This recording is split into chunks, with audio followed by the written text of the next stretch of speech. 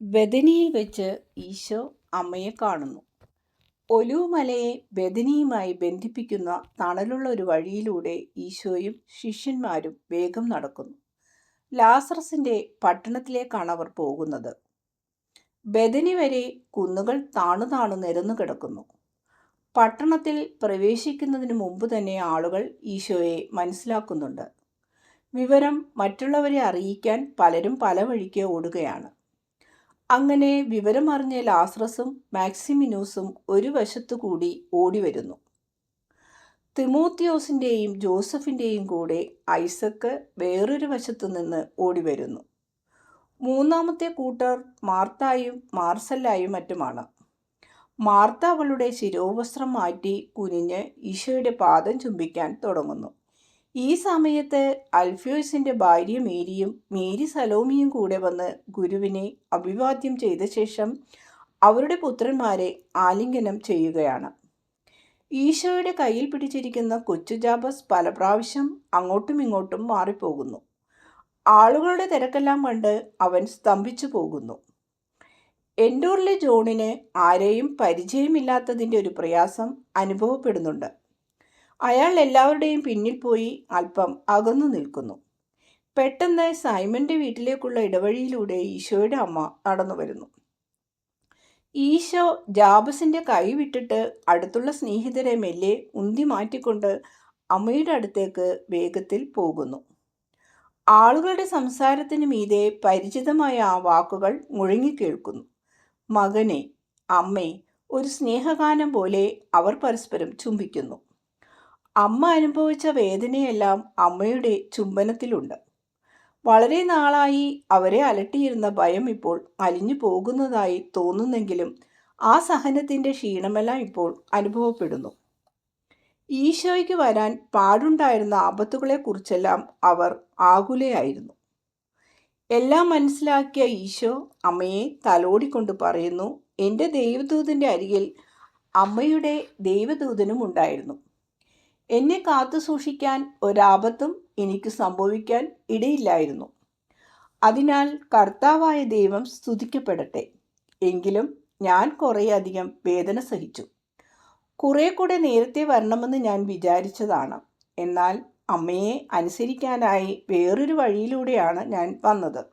എന്നാൽ അത് നന്നായി, കാരണം എപ്പോഴും സംഭവിക്കാറുള്ളത് പോലെ അമ്മയുടെ കൽപ്പന നല്ല ഫലങ്ങൾ ഉളവാക്കി. മകനെ, നിന്റെ അനുസരണയാണ് നല്ല ഫലങ്ങൾ നൽകിയത്. അമ്മയുടെ കൽപ്പനയായിരുന്നു അത് നേടിയത്. അവർ പരസ്പരം നോക്കി പുഞ്ചിരി തൂകുന്നു, പ്രണയബദ്ധരെ പോലെ. ഈ സ്ത്രീ ഈ മനുഷ്യൻ്റെ അമ്മയാണെന്നുള്ളത് സംഭവ്യമാണോ?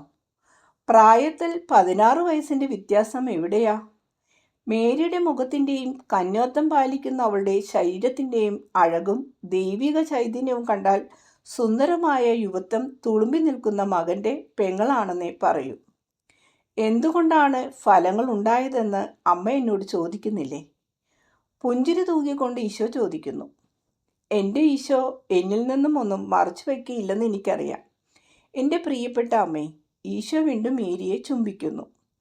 ആളുകളെല്ലാം ഏതാനും മീറ്റർ അകലെ മാറി നിന്നുകൊണ്ട് ഇവരുടെ സംസാരത്തിന് തടസ്സം വരുത്തില്ലെന്നാണ് ഭാവിക്കുന്നത്. എല്ലാവരും തങ്ങളുടെ നോട്ടവും മാറ്റിയെന്ന് അഭിനയിക്കുന്നെങ്കിലും എല്ലാവരും ഒളി കണ്ടിട്ട് അവരെ നോക്കുന്നുണ്ട്. ഏറ്റവും ശ്രദ്ധിച്ചു നോക്കിക്കൊണ്ടിരിക്കുന്നത് ജാബസാണ്. അമ്മയെ ആലിംഗനം ചെയ്യാൻ അവനെ വിട്ടിട്ട് ഈശോ ധൃതിയിൽ പോയി. എല്ലാവരും തെരുതെരെ ഈശോയെ അഭിവാദ്യം ചെയ്യുകയും ഓരോ കാര്യങ്ങൾ ചോദിക്കുകയും പറയുകയും ചെയ്യുന്നതിനിടയിൽ ബാലൻ്റെ മേലുള്ള ശ്രദ്ധ വിട്ടുപോയി. അവനെല്ലാം നോക്കിക്കാണുന്നു. എന്നാൽ തലകുനിച്ച് നിന്ന് കണ്ണീര് നിയന്ത്രിക്കാൻ ശ്രമിക്കുകയാണ്. എന്നാൽ കഴിയുന്നില്ല. പൊട്ടിയൊരു കരച്ചിൽ, അമ്മേ, അമ്മേ. എല്ലാവരും തിരിഞ്ഞു നോക്കുന്നു. ഈശോയും മേരിയുമാണ് ആദ്യം നോക്കുന്നത്. എല്ലാവരും സഹായിക്കാൻ ശ്രമിക്കുകയാണ്. ബാലൻ ആരെന്ന് കണ്ടുപിടിക്കാനും അൽഫിയോസിൻ്റെ ഭാര്യ മേരിയും പത്രോസും കൂടെ ഒപ്പമെത്തി. രണ്ടുപേരും കൂടെ ചോദിക്കുന്നു, എന്തിനാണ് നീ കരയുന്നത്? കണ്ണീരൊഴുകുന്നതിനിടക്ക് ശ്വാസമെടുത്ത് ഉത്തരം പറയാൻ കഴിയുന്നതിന് മുമ്പ് ഈശോയുടെ അമ്മ ഓടിവന്ന് അവനെ കൈകളിലെടുത്ത് പറയുന്നു, അതേ എൻ്റെ മോനെ, നിന്റെ അമ്മ ഇതാ. ഇനി നീ കരയേണ്ട. മോനെ, ഞാൻ നേരത്തെ കണ്ടില്ലല്ലോ. അതിനെന്നോട് ക്ഷമിക്കൂ. എൻ്റെ സ്നേഹിതരെ, ഇതാ എൻ്റെ കൊച്ചുമകൻ. അവർ കുട്ടിയുടെ അടുത്തേക്ക് വരുന്ന വഴിക്ക് ഈശോ അമ്മയോട് അവൻ അനാഥ ബാലനാണ്, ഞാനവനെ ഇങ്ങോട്ട് കൊണ്ടുപോന്നു എന്ന് പറഞ്ഞെന്നുള്ളത് വ്യക്തം. ബാക്കി കാര്യങ്ങളെല്ലാം മേരിക്കറിയാം. വേണ്ട പോലെ ചെയ്തുകൊള്ളും. കുട്ടി ഇപ്പോഴും കരയുന്നുണ്ട്. എന്നാൽ കുറെ കൂടെ ശാന്തമായ കരച്ചിൽ കാരണം മേരി അവനെ എടുത്തിരിക്കുകയാണ്. അവനെ ചുംബിക്കുകയും ചെയ്യുന്നു. അല്പസമയം കൊണ്ട് അവൻ പുഞ്ചിരി തൂകാൻ തുടങ്ങി. മുഖം ഇപ്പോഴും കണ്ണീര് കൊണ്ട് നനഞ്ഞാണ് ഇരിക്കുന്നത്. നിന്റെ ആ കണ്ണീരെല്ലാം ഞാൻ തുടച്ചു കളയട്ടെ. ഇനി നീ കരയരുത്. എനിക്കും ഒരുമ്മ തന്നേ. ജാബസിന് വേറെ ഒന്നുമല്ല വേണ്ടത്. വലിയ സന്തോഷത്തോടെ അവൻ മേരിയുടെ മൃദുലമായ കവളിൽ ചുംബിക്കുന്നു. താടിമീശയുള്ള പുരുഷന്മാരുടെ മുഖത്ത് ചുംബിക്കുന്നതിനേക്കാൾ എത്ര ഇഷ്ടം. ഈശോ എൻഡൂറിലെ ജോണിനെ അന്വേഷിക്കുകയാണ്. അയാൾ ഒറ്റയ്ക്ക് മാറി നിന്നിരുന്ന സ്ഥലത്തേക്ക് ഈശോ ചെന്ന് അയാളെ കൂട്ടിക്കൊണ്ടുവരുന്നു. മറ്റ് അപ്പസ്തോലന്മാരെല്ലാം മേരിക്ക് അഭിവാദനം നൽകിക്കൊണ്ടിരുന്നപ്പോൾ ഈശോ അയാളുടെ കയ്യിൽ പിടിച്ചുകൊണ്ട് മുന്നോട്ട് വന്ന് മേരിയോട് പറയുന്നു, ഇതാണ് മറ്റേ ശിഷ്യൻ. അമ്മയുടെ കൽപ്പന ഈ 2 പുത്രന്മാരെ അമ്മയ്ക്ക് നേടിത്തന്നിരിക്കുന്നു. മകനെ, നിന്റെ അനുസരണയാണത് നേടിയത് എന്ന് മേരി വീണ്ടും പറഞ്ഞ ശേഷം അയാളോട് നിനക്ക് സമാധാനം എന്ന് പറഞ്ഞ് അഭിവാദ്യം ചെയ്യുന്നു. എൻഡൂറിലെ സമാധാനം ഒട്ടുമില്ലാതിരുന്ന പരിക്കൻ മനുഷ്യൻ എത്ര വ്യത്യാസപ്പെട്ടു. അന്നൊരു ദിവസം യൂദാസിൻ്റെ ഒരു തോന്നലിന് വഴങ്ങിയാണ് ഈശോ എൻഡൂറിലേക്ക് പോയത്. അന്നത്തേക്കാൾ എത്ര വ്യത്യാസം അയാൾക്ക് വന്നിരുന്നു. എന്നാൽ ഇപ്പോൾ മേരിയെ അഭിവാദ്യം ചെയ്യാൻ തലകുനിച്ചപ്പോൾ അയാളുടെ പഴയ സ്വഭാവമെല്ലാം എവിടെ പോയി മറഞ്ഞതുപോലെ ഉണ്ട്. അയാളുടെ മുഖം ശരിക്കും സമാധാനവും ശാന്തിയും ഉള്ളതായി കാണപ്പെടുന്നു. എല്ലാവരും സൈമണിൻ്റെ വീട്ടിലേക്ക് നടക്കുകയാണ്. മേരി ജാബസിനെ കയ്യിലെടുത്തിരിക്കുന്നു. ഈശോ എൻഡൂറിലെ ജോണിൻ്റെ കയ്യിൽ പിടിച്ചിട്ടുണ്ട്. അവരുടെ പിമ്പിലും ചുറ്റിലുമായി ലാസറസ്, മാർത്ത, അപ്പസ്തോലന്മാർ, മാക്സിമിനൂസ്, ഐസക്, ജോസഫ്, തിമോനിയൂസ് എന്നിവർ. വീടിൻ്റെ വാതിൽക്കലെത്തിയപ്പോൾ സൈമന്റെ വൃദ്ധനായ പരിചാരകൻ വന്ന് ഈശോയെയും അവൻ്റെ യജമാനനെയും വളരെ ബഹുമാനത്തോടെ അഭിവാദനം ചെയ്യുന്നു. ജോസഫേ, നിനക്കും ഈ ഭവനത്തിനും സമാധാനമുണ്ടാകട്ടെ. പരിചാരകന്റെ തലയിൽ കൈവച്ച് അനുഗ്രഹിച്ച ശേഷം കരങ്ങൾ ഉയർത്തിക്കൊണ്ടാണ് ഈശോ ഇത് പറയുന്നത്. ലാസറസിനും മാർത്തായ്ക്കും ആദ്യത്തെ സന്തോഷത്തിന് ശേഷം ദുഃഖമാണ്. ഈശോ അതുകൊണ്ട് ചോദിക്കുന്നു, എൻ്റെ സ്നേഹിതരെ, എന്തിനാണ് നിങ്ങൾ ദുഃഖിതരായിരിക്കുന്നത്? കാരണം നീ ഞങ്ങളുടെ കൂടെ താമസിക്കാത്തതിനാലും പിന്നെ എല്ലാവരും നിന്റെ പക്കൽ വരുന്നുണ്ടെങ്കിലും നിൻ്റേതായി തീരണമെന്ന് ഞങ്ങൾ ആഗ്രഹിക്കുന്ന ആത്മാവ് നിന്റെ പക്കലേക്ക് വരാത്തതിനാലും. നിങ്ങളുടെ ക്ഷമയും നിങ്ങളുടെ പ്രതീക്ഷയും നിങ്ങളുടെ പ്രാർത്ഥനയും കുറെ കൂടി ശക്തിപ്പെടുത്തുക. എങ്ങനെയായാലും ഞാൻ നിങ്ങളോട് കൂടെയാണ്. ഈ വീട് മനുഷ്യപുത്രൻ തൻ്റെ സ്നേഹിതരുടെ പക്കലേക്ക് എല്ലാ ദിവസവും പറന്നു പോകുന്നതിനുള്ള കൂടാണ്. ഈ സ്നേഹിതർ ദൂരം കൊണ്ട് അകലെ അല്ലെങ്കിലും അതിസ്വാഭാവിക രീതിയിൽ ചിന്തിച്ചാൽ സ്നേഹത്തിൽ എത്രയധികം അടുത്തിരിക്കുന്നവരാണ്. നിങ്ങൾ എൻ്റെ ഹൃദയത്തിലുണ്ട്, ഞാൻ നിങ്ങളുടെ ഹൃദയത്തിലും. അതിനേക്കാൾ അടുക്കാൻ പറ്റുമോ? എന്നാൽ ഇന്ന് രാത്രി നമ്മൾ ഒരുമിച്ചായിരിക്കും. ഇന്ന് അത്താഴത്തിന് എൻ്റെ കൂടെ ഇരിക്കും. ഓ, ഞാനെന്ത് പൊട്ടിയ മടിച്ചിയ. വരൂ സലോമി, ഒത്തിരി കാര്യങ്ങൾ ചെയ്യാൻ കിടക്കുന്നു. അൽഫേസിൻ്റെ ഭാര്യ മേരിയുടെ ഈ വാക്കുകൾ കേട്ട് എല്ലാവരും ചിരിക്കുന്നു. ഈശോയുടെ ഈ നല്ല ചാർച്ചക്കാരി വേഗം എണീറ്റ് ജോലി ചെയ്യാൻ പോവുകയാണ്. മാർത്ത അവളുടെ കൂടെ കൂടുന്നു. ഭക്ഷണത്തെക്കുറിച്ച് ഉത്കണ്ഠ വേണ്ട മേരി, ഞാൻ പോയി വേണ്ടതെല്ലാം ചെയ്യിക്കാം. മേശ തയ്യാറാക്കിയാൽ മതി. ആവശ്യമുള്ളിടത്തോളം കസേരകളും മറ്റെല്ലാ സാധനങ്ങളും കൊടുത്തയക്കാം. മാർസല്ല, വരൂ. ഗുരുവേ, ഞാൻ ഉടനെ തന്നെ തിരിച്ചു വരും. ലാസറസേ, ഞാൻ അരിമത്യായിലെ ജോസഫിനെ കണ്ടു. അയാൾ ഏതാനും സ്നേഹിതരുമായി തിങ്കളാഴ്ച ഇങ്ങോട്ട് വരുന്നുണ്ട്. ഓ കൊള്ളാം, അന്ന് നീ എൻ്റെ അതിഥിയായിരിക്കും. അതെ, ആ ദിവസം നമ്മളോടൊത്ത് ചെലവഴിക്കാനാണ് അയാൾ വരുന്നത്. എന്നാൽ ജാബസിൻ്റെ പ്രായപൂർത്തി ചടങ്ങ് നടത്തിത്തരാൻ കൂടെയാണ് വരിക. ജോണെ, കുട്ടിയെ മട്ടുപ്പാവിലേക്ക് കൊണ്ടുപോകൂ. അവിടം അവന് ഇഷ്ടമായിരിക്കും. എപ്പോഴും അനുസരിക്കുന്ന സബദിപുത്രൻ ജോൺ ഉടനെ തന്നെ എഴുന്നേറ്റ് പോകുന്നു. അല്പസമയത്തിനുള്ളിൽ ബാലൻ സന്തോഷത്തോടെ ഒച്ചയിടുകയും ഓടി നടക്കുകയും ചെയ്യുന്ന സ്വരം കേൾക്കുന്നു. ഈശോ തൻ്റെ അമ്മയോടും സ്നേഹിതരോടും മാർത്തയുൾപ്പെടെയുള്ള സ്ത്രീകളോടും പറയുന്നു. മാർത്ത വേഗം തന്നെ തിരിച്ചു വന്നു. ഈശോയുടെ അടുത്തായിരിക്കാൻ ലഭിച്ച ഒരു നിമിഷം പോലും നഷ്ടപ്പെടാതെ ഇരിക്കാൻ ബാലൻ ഡോറാസിൻ്റെ കൃഷിപ്പണി ചെയ്യുന്ന ഒരു വൃദ്ധൻ്റെ പൗത്രനാണ്. ഞാൻ എസ്തരനോളിലൂടെ കടന്നു പോവുകയായിരുന്നു. ആ വയലെല്ലാം പാടെ നശിച്ചെന്നും അയാൾ അത് വിൽക്കാൻ പോകുകയാണെന്നും കേൾക്കുന്നത് ശരിയാണോ? അതൊരു നാശം തന്നെ. എന്നാൽ അയാൾ അത് വിൽക്കാൻ പോകുകയാണോ എന്ന് എനിക്കറിഞ്ഞുകൂടാ. യോഹന്നാൻ്റെ ആൾക്കാരിൽ ഒരാൾ എന്നോട് അങ്ങനെ പറഞ്ഞു. എന്നാൽ അത് ശരിയാണോ എന്നെനിക്കറിഞ്ഞുകൂടാ. അവൻ വിൽക്കുകയാണെങ്കിൽ ഞാൻ സന്തോഷത്തോടെ അത് വാങ്ങും. കാരണം ആ സർപ്പക്കൂട്ടിൻ്റെ നടുവിൽ നിനക്ക് ഒരു അഭയസ്ഥാനമാകട്ടെ എന്ന് കരുതി. അത് നടക്കുമെന്ന് തോന്നുന്നില്ല. കാരണം യോഹന്നാൻ അത് വാങ്ങാൻ തയ്യാറാണ്. ആകട്ടെ, നമുക്ക് നോക്കാം. എന്നിട്ട് കൃഷിക്കാരാരെല്ലാമാണ്? മുൻപുണ്ടായിരുന്ന എല്ലാവരെയും അയാൾ ചിതറിച്ചു കളഞ്ഞു. ശരിയാണ്, പഴയ ജോലിക്കാരെയെല്ലാം അവൻ ഓടിച്ചു വിട്ടു. ഇപ്പോഴുള്ളവർ യൂദയായിൽ നിന്നുള്ളവരാണ്.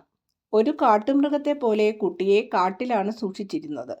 ഡോറാസ് അവനെ കാണാതിരിക്കാൻ കഴിഞ്ഞ മഞ്ഞുകാലം മുതൽ അങ്ങനെയാണ് അവനെ വളർത്തിയത്. ഓ സാധുക്കുട്ടി! പക്ഷേ എന്തുകൊണ്ടാണ് അങ്ങനെ? സ്ത്രീകളെല്ലാം ഉത്കണ്ഠയോടെ ചോദിക്കുന്നു. കാരണം മലയിടിച്ചിലിൽ അവൻ്റെ അപ്പനും അമ്മയും കുഴിച്ചു മൂടപ്പെട്ടു പോയി. എമ്മാവൂസിനടുത്തുള്ള സ്ഥലം. ആ കുടുംബം മുഴുവൻ നശിച്ചു. അവൻ്റെ അപ്പനും അമ്മയും അനുജന്മാരും. അവൻ നശിക്കാതിരുന്നത് അന്ന് ആ വീട്ടിലില്ലാതിരുന്നത് കൊണ്ടാണ്. അവനെ ആളുകൾ അവൻ്റെ വല്യപ്പൻ്റെ പക്കൽ കൊണ്ടുചെന്നു. എന്നാൽ ഡോറാസിൻ്റെ ഒരു ജോലിക്കാരന് എന്തു ചെയ്യാൻ പറ്റും? ഐസക്കേ, ഈ കാര്യത്തിലും രക്ഷകനെന്ന് എന്നെക്കുറിച്ച് നീ പറയുന്നു. അത് തെറ്റാണോ? ഐസക് എളിമയോട് ചോദിക്കുന്നു. നീ ശരിയായത് ചെയ്തു. ദൈവം അത് ആവശ്യപ്പെട്ടതാണ്. വൃദ്ധൻ കുട്ടിയെ എനിക്ക് തന്നു. അടുത്ത ഏതാനും ദിവസങ്ങളിൽ അവൻ്റെ പ്രായപൂർത്തി നിർണയിക്കപ്പെടും. ഓ പാവം സാധുക്കുട്ടി! എത്ര ചെറുതാണ്! 12 വയസ്സായിട്ടും ഈ പ്രായത്തിൽ എൻ്റെ യൂദാസിന് ഇവൻ്റെ ഇരട്ടി വലിപ്പമുണ്ടായിരുന്നു. ഈശോയോ, എത്ര സുന്ദരനായൊരു പുഷ്പമായിരുന്നു ഈ പ്രായത്തിൽ! സലോമി പറയുന്നു, എൻ്റെ മക്കളും കൂടുതൽ വളർച്ചയും ശക്തിയുമുള്ളവരായിരുന്നു. മാർത്ത താളസ്വരത്തിൽ പറയുന്നു, അവൻ എത്ര ചെറുതാ! ഞാൻ വിചാരിച്ചത് അവന് 10 വയസ്സ് പോലും ആയിട്ടില്ലെന്നാണ്. ഏയ്, വിശപ്പെന്ന് പറയുന്നത് ഒരു വല്ലാത്ത സംഗതിയാണ്. ജനിച്ചപ്പോൾ തുടങ്ങി അവൻ പട്ടിണി അനുഭവിച്ചിട്ടുണ്ടായിരിക്കും. പിന്നെ ഇപ്പോൾ അവർ തന്നെ പട്ടിണിയാണെങ്കിൽ ആ പാവപ്പെട്ട വൃദ്ധന് ഇവനെ എങ്ങനെ പോറ്റാൻ കഴിയും? പത്രോസ് പറയുന്നു. ശരിയാണ്, അവൻ കുറെ കഷ്ടത അനുഭവിച്ചു. എന്നാൽ അവൻ ബുദ്ധിമാനും നല്ലവനുമാണ്. വൃദ്ധനും അവനും ആശ്വാസം നൽകാനാണ് ഞാൻ അവനെ എടുത്തത്. നീ അവനെ ദത്തെടുക്കാൻ പോകുകയാണോ? ലാസറസ് ചോദിക്കുന്നു. അല്ല, എനിക്ക് സാധിക്കുകയില്ല. കൊള്ളാം, എന്നാൽ ഞാൻ അവനെ സ്വീകരിച്ചു കൊള്ളാം. പത്രോസിൻ്റെ പ്രതീക്ഷകളെല്ലാം തകരുന്നു. ദുഃഖത്തോടെ പത്രോസ് നെടുവീർപ്പിട്ട് തീർത്ത് പറയുകയാണ്, കർത്താവേ, എല്ലാം അവനാണോ? ഈശോ പുഞ്ചിരി തൂകുന്നു. ലാസറസേ, നീ ഇപ്പോൾ തന്നെ എന്തെല്ലാം സഹായങ്ങളാണ് എനിക്ക് ചെയ്തിട്ടുള്ളത്. അവയ്ക്കെല്ലാം നന്ദി എനിക്കുണ്ട്. എന്നാൽ ഈ കുട്ടിയെ നിന്നെ ഏൽപ്പിക്കാൻ പറ്റുകയില്ല. കാരണം ഇവൻ ഞങ്ങളുടെ ബാലനാണ്. ഞങ്ങളുടെ എല്ലാവരുടെയുമാണ് അവൻ. അപ്പസ്തോലന്മാരുടെയും ഗുരുവിൻ്റെയും സന്തോഷമാണവൻ. തന്നെയുമല്ല, ഇവിടെ അവൻ ധാരാളതയിലായിരിക്കും വളർത്തപ്പെടുക. എൻ്റെ ആഗ്രഹം അവന് യഥാർത്ഥ ദാരിദ്ര്യമാകുന്ന എൻ്റെ രാജകീയ മേലങ്കി അവന് സമ്മാനമായി നൽകണമെന്നാണ്. ഏറ്റവുമധികമായി ദാരിദ്ര്യത്തിൻ്റെ ദുരിതം അനുഭവിക്കുന്നവരുടെ പക്കലേക്ക് പോകുന്നതിന് എൻ്റെ ശിഷ്യർക്ക് ബുദ്ധിമുട്ട് തോന്നാതിരിക്കേണ്ടതിന് മനുഷ്യപുത്രൻ തനിക്കായി ആഗ്രഹിച്ച ആ ദാരിദ്ര്യം നിനക്കാണെങ്കിൽ ഈ അടുത്ത നാളിൽ എൻ്റെ ഒരു സമ്മാനം ലഭിക്കുകയും ചെയ്തതാണല്ലോ. ആ ശരി, വൃദ്ധനായ ഗോത്രപിതാവും അയാളുടെ മകളും. ആ സ്ത്രീ നന്നായി പണിയെടുക്കുന്നവളാണ്. വൃദ്ധൻ വളരെ നല്ലവനും. അവരിപ്പോൾ എവിടെയാണ്? അതായത് ഏത് സ്ഥലത്താണ്? അവർ ഇവിടെ ബദനിയിൽ തന്നെയുണ്ട്. നീ എനിക്ക് തന്ന ഈ അനുഗ്രഹം ഞാൻ അകലേക്ക് വിട്ടുകളയുമെന്ന് നീ വിചാരിക്കുന്നു? സ്ത്രീ തുണി നെയ്യുന്നു. ആ ജോലിക്ക് ഒരു പ്രത്യേക വശം വേണം. വൃദ്ധൻ ജോലി ചെയ്യണമെന്ന് നിർബന്ധിച്ചതിനാൽ തേനീച്ചക്കൂടുകൾ അയാളുടെ അന്വേഷണത്തിന് വിട്ടുകൊടുത്തു. ഇന്നലെ സ്വർണ്ണ നിറത്തിലുള്ള നീണ്ട താടി മീശയുണ്ടായിരുന്നു അയാൾക്ക്. ഇല്ല പെങ്ങളെ, തേനീച്ചകളെല്ലാം കൂടി താടി മീശയിൽ പറ്റിപ്പിടിച്ചിരുന്നു. അയാളുടെ പുത്രിമാരോടെന്ന പോലെ അവയോടും സംസാരിക്കുന്നുണ്ടായിരുന്നു. അവന് സന്തോഷമാണെന്ന് എനിക്ക് തീർച്ചയുണ്ട്. നീ അനുഗ്രഹീതനാകട്ടെ, ഈശോ പറയുന്നു. ഗുരുവേ നന്ദി. എന്നാൽ ആ കുട്ടിയെ സംരക്ഷിക്കുന്നതിന് നല്ല ചെലവ് വരും. കുറഞ്ഞ പക്ഷം എങ്കിലും നീ അനുവദിക്കുമോ? ചടങ്ങിന് അവന് വേണ്ട വസ്ത്രങ്ങൾ ഞാൻ കൊടുത്തുകൊള്ളാം, പത്രോസ് ഉച്ചത്തിൽ പറയുന്നു. പത്രോസിന്റെ തീക്ഷ്ണമായ സംസാരം കേട്ട് എല്ലാവരും ചിരിക്കുന്നു. സമ്മതിച്ചിരിക്കുന്നു. എന്നാൽ അവന് മറ്റു വസ്ത്രങ്ങളും വേണമല്ലോ. സൈമൺ, നീ വിഷമിക്കാതിരിക്കൂ. എനിക്കും മക്കളില്ലല്ലോ. അവൻ ഏതാനും ചെറിയ ഉടുപ്പുകൾ ഉണ്ടാക്കി കൊടുക്കുന്നതിനുള്ള ആശ്വാസം മാർത്തായ്ക്കും എനിക്കും അനുവദിക്കൂ. ഇങ്ങനെ പറയുന്നത് കേട്ടപ്പോൾ പത്രോസിനാകെ അലിവായി. അയാൾ പറയുന്നു, അവൻ്റെ ഉടുപ്പുകളോ? അവ കൊടുത്തുകൊള്ളൂ. എന്നാൽ ബുധനാഴ്ചത്തെ ഡ്രസ്സ് അത് ഞാൻ വാങ്ങാൻ പോവുകയാണ്. ഗുരു ആ കാര്യത്തിന് എനിക്ക് വാക്ക് തന്നിരിക്കുന്നു. അത് വാങ്ങാൻ അമ്മയുടെ കൂടെ ഞാൻ നാളെ കടയിൽ പോവുകയാണ്. പത്രോസ് എല്ലാ വിവരങ്ങളും പറയുന്നു. കാരണം പ്രതീക്ഷിക്കാത്ത മാറ്റങ്ങളൊന്നും വരരുതെന്ന് ആഗ്രഹമുണ്ട്. ഈശോ പുഞ്ചിരി തൂക്കിക്കൊണ്ട് പറയുന്നു, അതെ അമ്മേ, നാളെ സൈമൻ്റെ കൂടെ പോയാൽ കൊള്ളാം. അല്ലെങ്കിൽ ആളിന് ചങ്കു പൊട്ടും. ഏത് തരം ഉടുപ്പാണ് ഇവന് ചേരുന്നത് എന്ന് സൈമന് പറഞ്ഞു കൊടുക്കണം. ഞാൻ പറഞ്ഞത് ഒരു ചെമന്ന ഉടുപ്പും പച്ച ഇടക്കെട്ടും എന്നാണ്. അതവന് ചേരും. ഇപ്പോഴുള്ള ഉടുപ്പിനേക്കാൾ വളരെ ഭേദമായിരിക്കും. ചുവപ്പ് നല്ലതാണ്. ഈശോയ്ക്കും അന്ന് ചുമപ്പ് നിറമുള്ള ഉടുപ്പായിരുന്നു. എന്നാൽ ചുമപ്പ് നിറത്തിലുള്ള ഉടുപ്പിന് ചുമപ്പ് നിറം തന്നെയുള്ള ഇടക്കെട്ടുകളാണ് കുറെ കൂടി ഇണങ്ങുന്നത്. കുറഞ്ഞ പക്ഷം ചുമന്ന ചിത്രത്തുന്നലുകളെങ്കിലും ഉണ്ടായിരുന്നാൽ മതിയായിരിക്കും. മേരി ശാന്തമായി പറയുന്നു, ഞാൻ പച്ചയെന്ന് പറഞ്ഞതിൻ്റെ കാരണം ഇതാണ്. യൂദാസിന് ചുമന്ന നിറത്തിന്മേൽ പച്ച വരകളുള്ള ഒരു അങ്കിയുണ്ട്. അത് ധരിക്കുമ്പോൾ അയാളെ കാണാൻ ഭംഗിയുണ്ട്. എൻ്റെ സ്നേഹിത, അത് പച്ചയല്ല. യൂദാസ് ചിരിക്കുന്നു. അല്ലേ, പിന്നെന്ത് നിറമാണത്? ആ നിറത്തിന് അഗാത്തെരിവൈൻ എന്നാണ് പറയുക. എനിക്കതറിയാമെന്ന് നീ എങ്ങനെ പ്രതീക്ഷിക്കും? അത് പച്ചയായിട്ടാണ് എനിക്ക് തോന്നുന്നത്. ആ നിറം ഇലകളിൽ ഞാൻ കാണുന്നുണ്ട്. പരിശുദ്ധ കന്യക ശാന്തമായി ഇടപെട്ട് പറയുന്നു, സൈമൺ പറഞ്ഞത് ശരിയാണ്. 3C മാസത്തിലെ ആദ്യ മഴക്കുണ്ടാവുന്ന ഇലകൾക്ക് ആ നിറമാണ്. അതുതന്നെ, ഇലകൾക്ക് ആ നിറമുള്ളത് കൊണ്ടാണ് അത് പച്ചയാണെന്ന് ഞാൻ പറഞ്ഞത്, പത്രോസ് സന്തോഷത്തോടെ പറയുന്നു. മാധുര്യം നിറഞ്ഞ അമ്മ ഈ ചെറിയ കാര്യവും സമാധാനത്തിൽ പറഞ്ഞു തീർത്തു. ബാലനെ നിങ്ങൾ ദയവായി ഒന്ന് വിളിക്കൂ, മേരി യാചനാസ്വരത്തിൽ പറയുന്നു. ഉടനെ ജോണിൻ്റെ കൂടെ ബാലൻ വരുന്നു. അവനെ തലോടിക്കൊണ്ട് മേരി ചോദിക്കുന്നു, നിന്റെ പേരെന്താണ്? ജാബസ് എന്നാണ്. അങ്ങനെയായിരുന്നു. എന്നാൽ ഒരു പുതിയ പേര് എനിക്ക് കിട്ടും. പുതിയ പേരോ? അതെ, ജാബസിന് ഒരു പുതിയ പേര് വേണമെന്ന് അവൻ പറയുന്നു. അതിൻ്റെ അർത്ഥം ഞാൻ അവനെ രക്ഷിച്ചു എന്നായിരിക്കണം എന്നാണ് ആവശ്യപ്പെടുന്നത്. സ്നേഹവും രക്ഷയും സൂചിപ്പിക്കുന്ന പേര്. അമ്മ ആ പേര് പറയണം. മേരി സ്വല്പം ആലോചിച്ച ശേഷം പറയുന്നു, മാർജിയ. ഈശോ രക്ഷിക്കുന്ന ആത്മാക്കളുടെ സമുദ്രത്തിൽ നീ ഒരു ചെറിയ നക്ഷത്രമാണ്. ഇഷ്ടമാണോ? രക്ഷയെയും എന്നെയും ഓർമ്മിക്കുന്നതാണ് ഈ പേര്. നിനക്കിഷ്ടമായോ? മനോഹരമായ പേര്, സന്തോഷത്തോടെ ബാലൻ പറയുന്നു. എന്നാൽ ഇത് സ്ത്രീകളുടെ പേരല്ലേ? ബെർത്തലോമിയോ ചോദിക്കുന്നു. അവസാനം ഈ എന്നാണെങ്കിൽ സ്ത്രീയുടെ പേരായിരിക്കും. അവൻ വളർന്നു പ്രായമുള്ള മനുഷ്യനായി കഴിയുമ്പോൾ പേര് മാറ്റിക്കൊള്ളട്ടെ. അങ്ങനെ പോരെ? മതി എന്ന് ബാലൻ പറയുകയാണ്. മേരി വാത്സല്യത്തോടെ അവനെ തലോടുന്നു. മേരിയുടെ അനുജത്തി പറയുന്നു, ഈ കമ്പിളി നല്ലതാണ്. അവൾ ജാബസിൻ്റെ പുറംകുപ്പായം പിടിച്ചു നോക്കിക്കൊണ്ടാണിത് പറയുന്നത്. എന്നാൽ അതിൻ്റെ നിറമാണ് കഠിനം. ഞാനത് കടും ചുമപ്പായി ചായം മുക്കി ശരിയാക്കട്ടെ. അത് നന്നായി വരികയില്ലേ? മേരി എന്തു പറയുന്നു? നാളെ വൈകിട്ട് അത് നമുക്ക് ചെയ്യാം. അപ്പോൾ അവന് പുതിയത് കിട്ടിക്കഴിയുമല്ലോ. ഇപ്പോൾ അതെങ്ങനെയാണ് ഊരിക്കുന്നത്? മാർത്ത പറയുന്നു, എൻ്റെ കൊച്ചുകുട്ടി, നീ എൻ്റെ കൂടെ വരുന്നോ? ഇവിടെ അടുത്തൊരു സ്ഥലത്ത് നിന്നെ ഞാൻ കൊണ്ടുപോകാം. അവിടെ ഒത്തിരി കൂട്ടങ്ങൾ നിനക്ക് കാണാം. അത് കഴിയുമ്പോൾ നമുക്ക് തിരിച്ചു വരാം. ജാബസ് തടസ്സം പറയുന്നില്ല. അവൻ ഒരിക്കലും എതിർത്ത് പറയാറില്ല. എന്നാൽ അവൻ ഒട്ടും പരിചയമില്ലാത്ത ആ സ്ത്രീയുടെ കൂടെ പോകാൻ അവന് പേടിയുള്ളതുപോലെ തോന്നുന്നു.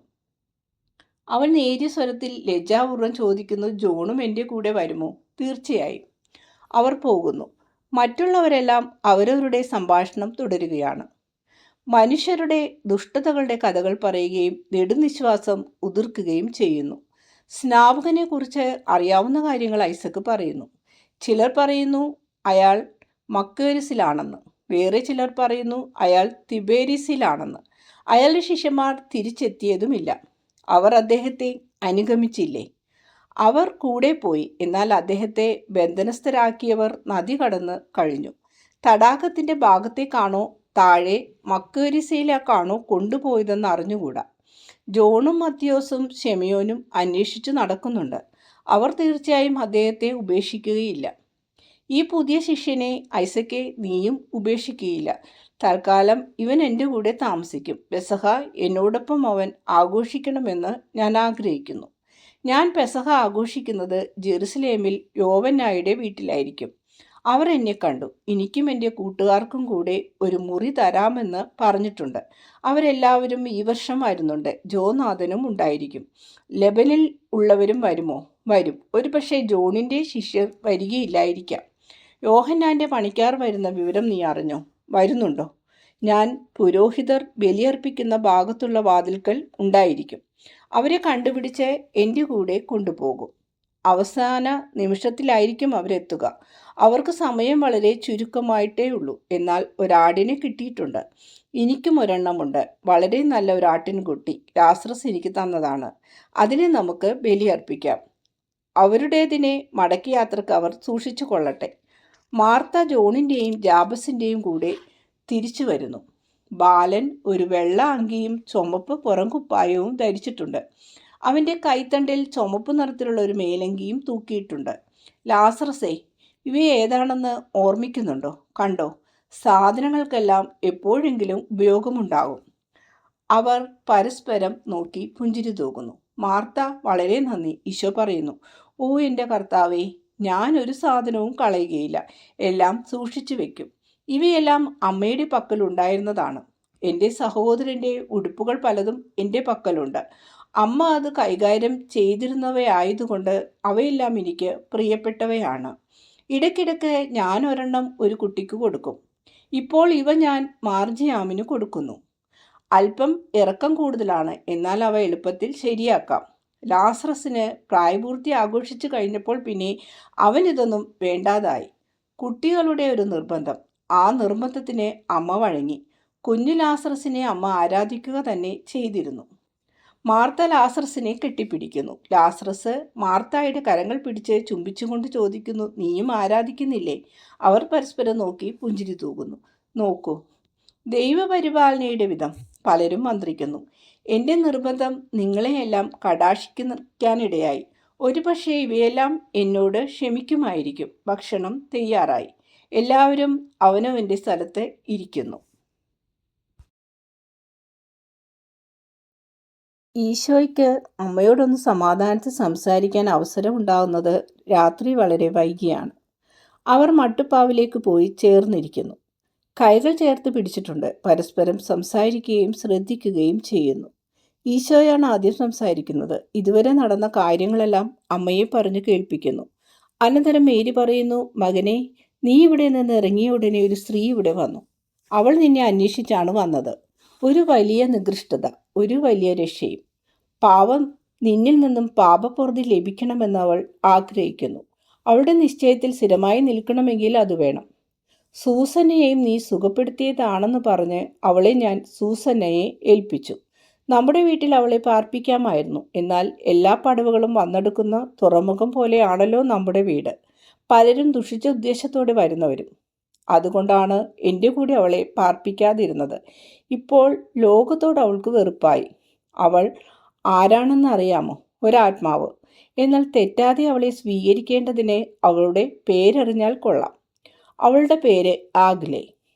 റോമൻ നാടക സൈറ്റിലെ ഒരു ഹാസ്യനടി. പാപിനി. ഹെബ്രോണിൽ വെച്ച് നീ അവരെ രക്ഷിക്കാൻ ആരംഭിച്ച് അവൾ നിന്നെ അന്വേഷിച്ചു നടന്നു. തെളിവെള്ളം എന്ന സ്ഥലത്ത് നിന്നെ കണ്ടുപിടിച്ചു. അവളുടെ വീണ്ടെടുക്കപ്പെട്ട ആത്മാർത്ഥത നിമിത്തം ധാരാളം സഹിക്കേണ്ടി വന്നു. എത്രയധികം അവൾ സഹിച്ചു. എല്ലാം അവൾ എന്നോട് പറഞ്ഞു. എത്ര ഭയങ്കരം! അവളുടെ പാപമോ? അതും. അതുകൂടാതെയും എത്രയധികം ലോകം, എത്ര ഭയങ്കരം! ഓ എൻ്റെ മകനെ, കഫർനാമിലുള്ള ഫരിസേയരെ വിശ്വസിക്കരുതേ. ഈ നിർഭാഗ്യ ജീവിയെ ഉപയോഗിച്ച് നിന്നെ ഉപദ്രവിക്കാനിരിക്കുകയായിരുന്നു. അവളെപ്പോലും അവൾ ഉപകരണമാക്കും. അമ്മേ, എനിക്കറിയാം. ആഗ്ലേ എവിടെയാണ്? പെസഹായ്ക്ക് മുമ്പ് അവൾ സൂസന്നയുടെ കൂടെ വരും. കൊള്ളാം, ഞാൻ അവളോട് സംസാരിക്കും. എന്നും സന്ധ്യയ്ക്ക് ഞാനിവിടെ കാണും. പെസഹ ദിവസം കാണുകയില്ല. അന്ന് കുടുംബത്തിലായിരിക്കണമല്ലോ. അവൾക്ക് വേണ്ടി ഞാൻ കാത്തിരിക്കും. അവൾ വരികയാണെങ്കിൽ എന്നെ കാത്തു നിൽക്കാൻ പറയൂ. അമ്മ പറഞ്ഞതുപോലെ ഒരു വലിയ രക്ഷയായിരിക്കും ഇത്. സോമേധയ, എത്ര പെട്ടെന്നുള്ള മാനസാന്തരം! ഈ വിഷാദം നിറഞ്ഞ മണ്ണിൽ വീണ് ശക്തിയോടെ മുളച്ചതുപോലെ എൻ്റെ വാക്കും എത്ര ചുരുക്കം ഹൃദയങ്ങളിലാണ് വേരിറക്കുന്നത്. പിന്നീടത് വളരാൻ ആൻഡ്രൂ സഹായിച്ചു. പൂർണ്ണമാകുന്നതുവരെ അവൻ സഹായിച്ചു. അവൾ അത് എന്നോട് പറഞ്ഞു. അമ്മേ, ആ നാശം നിന്നെ സമീപിച്ചപ്പോൾ അമ്മയ്ക്ക് എന്താണ് അനുഭവപ്പെട്ടത്? അറപ്പും സന്തോഷവും. നരകഗർത്തത്തിൻ്റെ വാതിൽക്കലാണെന്ന് എനിക്ക് തോന്നി. അതേസമയം നീലാകാശത്തിലേക്ക് ഞാൻ ആവഹിക്കപ്പെടുന്നത് പോലെയും തോന്നി. ഇതുപോലുള്ള അത്ഭുതങ്ങൾ പ്രവർത്തിക്കുമ്പോൾ നീ തീർച്ചയായും ദൈവമാണ് എൻ്റെ മകനെ. തെളിഞ്ഞു മിന്നി പ്രകാശിക്കുന്ന നക്ഷത്രങ്ങളുടെ താഴെ അവർ നിശബ്ദരായിരിക്കുന്നു. ചന്ദ്രിക കൂടിക്കൂടി വരുന്നുണ്ട്. നിശബ്ദതയിൽ, പരസ്പരം സ്നേഹത്തിൽ അവർ വിശ്രാന്തിയിൽ ആഴുന്നു.